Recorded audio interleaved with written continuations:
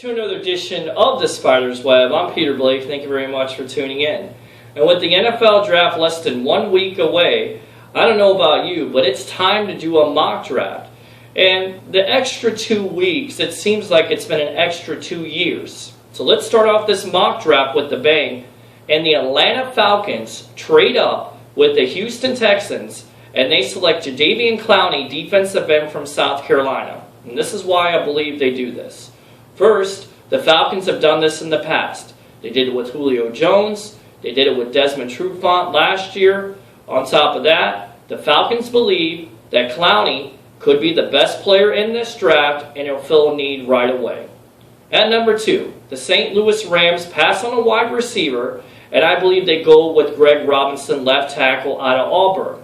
Now, there are some big-time questions with Jake Long with an ACL injury, and also Roger Saffold on this team. So it would only make sense for the Rams to tab Robinson as a left tackle, the best left tackle in this draft, to protect Bradford's blind side. At number 3, the Jacksonville Jaguars pass up on a quarterback, and I believe they select Sammy Watkins out of Clemson, wide receiver. Now, Watkins is a dynamic playmaker, and ladies and gentlemen, any other year, if Watkins were 6'2 or 6'3, he would be the number 1 overall pick in this draft.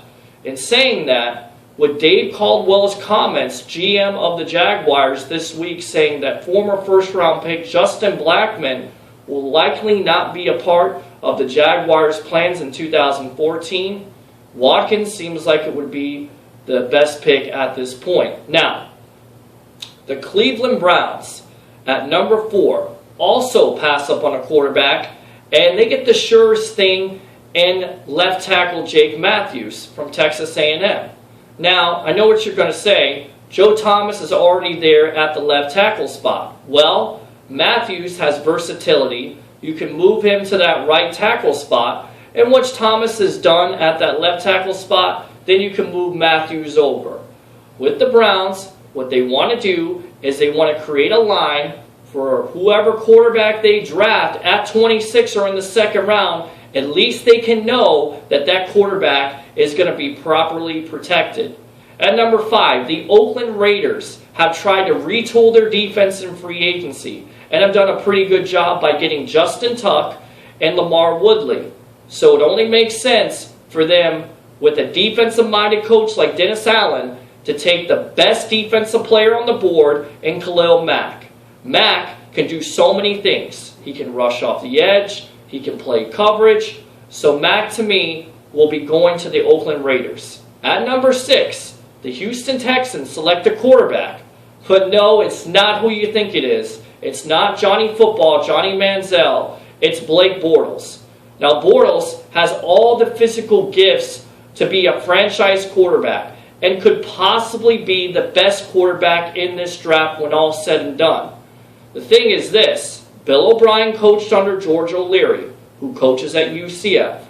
O'Brien just hired George Goodsey, who is the quarterback coach there. Consequently, Goodsey recruited Bortles. So if you connect the dots, Bortles most likely will be the pick for the Texans.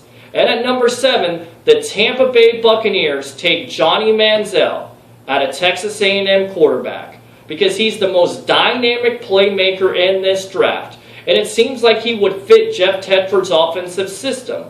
On top of that, there are questions there with Josh McCown, only starting 5 games last year, and this organization doesn't seem like they really believe in Mike Glennon for the long term. With McCown's contract only being 2 years, it only makes sense to get a franchise face like Manziel. And you got to think, with Lovie Smith's time out of the NFL, when he was out in Texas, he had an opportunity to see a lot of college football, and he had to see Manziel and what he could provide to this offense. It must get him excited to think that Manziel could be a part of this franchise for a long time. Not only that, it's going to energize your fan base. For another edition of the Spyder's Web, I'm Peter Blake. Same Spyder time, same Spyder channel.